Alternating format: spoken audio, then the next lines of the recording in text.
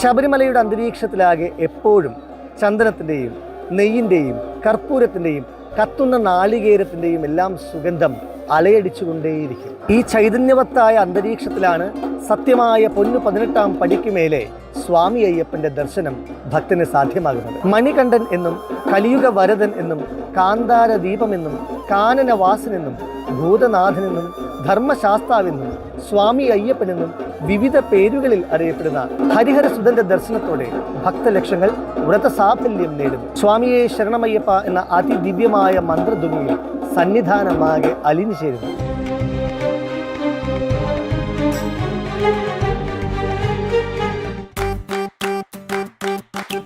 Presented by Chaikari Kazhakoottam near Infosys Thiruvananthapuram.